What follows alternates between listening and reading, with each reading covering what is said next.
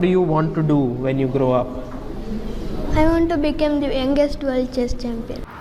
S, அன்றைக்கி ஒரு 6 வயசில் I want to become the youngest world chess champion சொன்னார். இன்றைக்கி அதை நடத்தி காமிச்சிட்டாரு. அவர் அன்றைக்கி கண்ட கனவு இன்றைக்கி பழிச்சிடுச்சு. ஸோ இதற்கு என்ன காரணமாக இருக்கும் நினைக்கிறீங்க?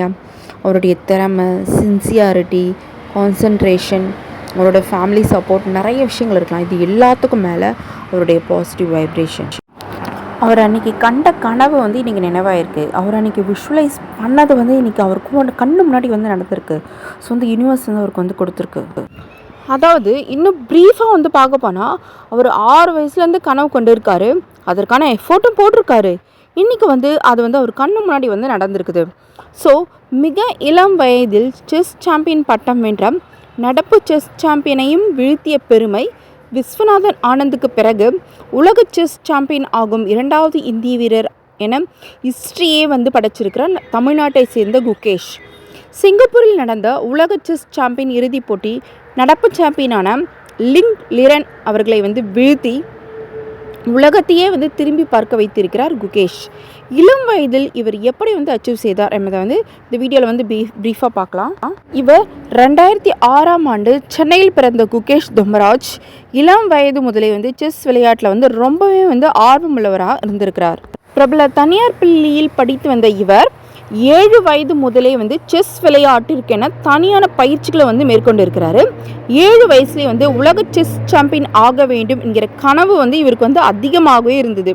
ஸோ இவரது ஆர்வத்தை புரிந்து கொண்ட இவரது பயிற்சியாளர் பாஸ்கர் என்பவர் பார்த்திங்கன்னா மாநில அளவிலான போட்டிகளில் பங்கேற்கிறதுக்கான வாய்ப்புகளை ஏற்படுத்தி கொடுத்துருக்கிறாரு. மேலும் பார்த்திங்கன்னா பாஸ்கர் அவர்கள் இவருடைய இன்ட்ரெஸ்ட் புரிஞ்சுட்டு இவருக்கு மேலும் கைடன்ஸ் கொடுக்கணும் அப்படின்றதுக்காக இன்னொரு செஸ் அகாடமியில் சேர்த்துருக்கிறார். அதாவது அவர் பயிற்சியாளராக பண்ணிகிட்ருக்கிற செஸ் அகாடமியில் சேர்த்துருக்கிறாரு. அங்கே தான் பார்த்திங்கன்னா விஜய் ஆனந்த் மற்றும் விஷ்ணு பிரசன்னா அவர்களுடைய அறிமுகம் கிடைத்தது. ஸோ அவர்களுடைய பயிற்சிகள் குகேஷுக்கு இந்த அளவுக்கு ஒரு சக்ஸஸ் ஆகிறதுக்கு ரொம்பவே உறுதுணையாக இருந்தது.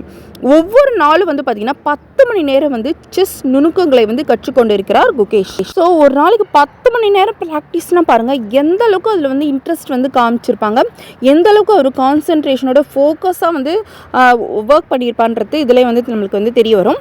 மேலும் பார்த்திங்கன்னா தனது ஆரம்ப கால பயிற்சியின் போது கணினியின் மூலம் செஸ் என்ஜின்களை பயன்படுத்துவதை தவிர்த்து தனது நுட்பமான கணக்கீட்டு திறன்களை வளர்த்து கொள்ள முடிவு செஞ்சிருக்கிறார். ஸோ இந்த ஒரு திறனை மற்ற செஸ் வீரர்களிலிருந்து குகேஷ் தனித்து காட்டியது. ஸோ 2015ஆம் ஆண்டு சிங்கப்பூரில் நடைபெற்ற 9 வயதிற்குட்பட்டோருக்கான ஆசிய அளவிலான செஸ் போட்டிகளிலிருந்து அவருடைய வெற்றி பயணம் தொடங்கியது. ஸோ இந்த வெற்றி தான் குகேஷ் செஸ் பயணத்தில் ஒரு முக்கியமான திருப்பு முனையாக அமைஞ்சதுன்னு சொல்லலாம். அடுத்து 2018ஆம் ஆண்டு நடைபெற்ற 12 வயதுக்குட்பட்டோருக்கான உலக இளைஞர் செஸ் சாம்பியன்ஷிப், ஆசிய யூத் செஸ் சாம்பியன்ஷிப் போன்ற பல்வேறு பிரிவுகளில் வென்று 5 தங்கப் பதக்கங்களை வென்றார் குகேஷ். 17வது வயதில் டொரண்டோவில் நடைபெற்ற கேண்டிடேட் போட்டிகளிலும் வெற்றி பெற்றார் குகேஷ். கடந்த ஏப்ரல் மாதம் உலக தரவரிசை பட்டியலில் முதல் 100 இடங்களுக்குள் நுழைந்த குகேஷ் 15வது மாதங்களில் தனது அபார திறமையால் 30வது இடத்திற்கு முன்னேறி அனைவரையும் திரும்பி பார்க்க வைத்தார் குகேஷ். மேலும் 5 முறை உலக சாம்பியன் பட்டம் வென்ற விஸ்வநாதன் ஆனந்தையும் பின்னுக்கு தள்ளி இந்தியாவின் முதல் தரவரிசை செஸ் வீரராக உருவெடுத்தார் குகேஷ். 36 ஆண்டுகளுக்கு பிறகு ஒரு இந்திய வீரர் ஒருவர் விஸ்வநாதன் ஆனந்தை பின்னுக்கு தள்ளியது இதுவே முதல் முறைங்க. ஸோ இது நம்மளுக்கு பெருமையும் கூட. பார்த்திங்கன்னா இது சாதாரணமாக நடந்தில்ல. விஸ்வநாதன் ஆனந்தை பின்னுக்கு தள்ளுறதுக்கு குகேஷ் அவர்கள் சுமார் 230 செஸ் போட்டிகளில் எதிர்கொள்ள வேண்டியிருந்தது. அதே நேரம் தனது சாதனைகளுக்கு உலக செஸ் சாம்பியனான விஸ்வநாதன் ஆனந்த் அவர்களும் பெருமளவில் சப்போர்ட்டாக இருந்திருக்கிறார் அப்படின்னு குகேஷ் அவர்கள் இதில் தெரிவிச்சிருக்கிறார். குகேஷின் ஆரம்ப நாட்களிலிருந்து அவருடைய வெற்றிக்கு உறுதுணையாக இருந்தவர்களில் விஸ்வநாதன் ஆனந்த் மிகவும் முக்கியமானவர் என்று சொன்னால் அது மிகையாகாது. சொல்லப்போனால் இன்றைக்கு வரைக்குமே விஸ்வநாதன் ஆனந்த் தான் அவருக்கு ஒரு நல்ல கைடன்ஸ் இந்த செஸ் போட்டிகளில் இருந்திருக்கிறார். செஸ் போட்டிகளில் காயின்களை நகர்த்தும் முன் கண்களை மூடி யோசிப்பது குகேஷுக்கு ஒரு வழக்கமாக இருந்தது.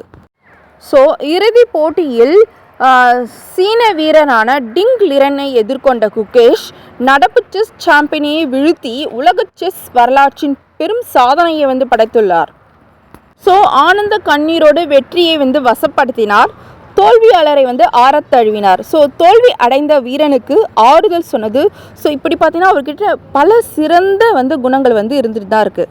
அவருடைய குணங்கள் பற்றி அவங்க அம்மா கிட்ட கேட்டப்போ அவரை பற்றி கேட்டப்போ அவங்க அம்மா என்ன சொன்னாங்கன்னா அவர் வந்து ரொம்ப வந்து டிசிப்ளினான சைல்டு அப்படின்ட்டு சொன்னாங்க. அந்த டிசிப்ளின் தான் அவர் வந்து ஒரே ஃபோக்கஸ்டாக வந்து இந்த வெற்றியை நோக்கி அவரை வந்து முன்னேற வந்து ஹெல்ப் பண்ணியிருக்குன்ட்டு நம்ம நினைக்கலாம். ஸோ இந்த இடத்துல அவருடைய பெற்றோர்களான பத்மா குமாரி, மிஸ்டர் ரஜினிகாந்த் அவர்களை வந்து கண்டிப்பாக வந்து மென்ஷன் பண்ணியே ஆகணுங்க. அவருடைய சக்ஸஸ்க்கு வந்து ரொம்பவே வந்து உறுதுணையாக இருந்திருக்கிறாங்க.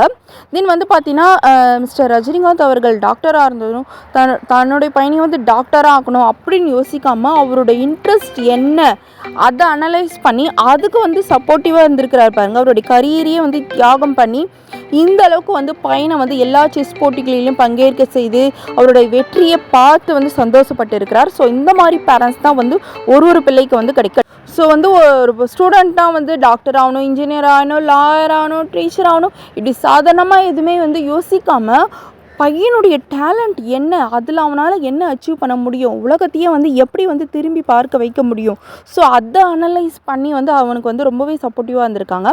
ஸோ வந்து ரொம்ப வந்து நல்ல விஷயம். ஸோ வந்து குகேஷோட பேரண்ட்ஸ் வந்து ரொம்பவே வந்து ரியலி கிரேட்னு சொல்லலாம்.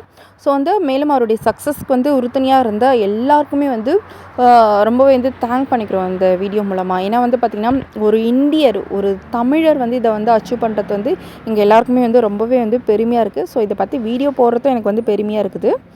Okay friends, thank you.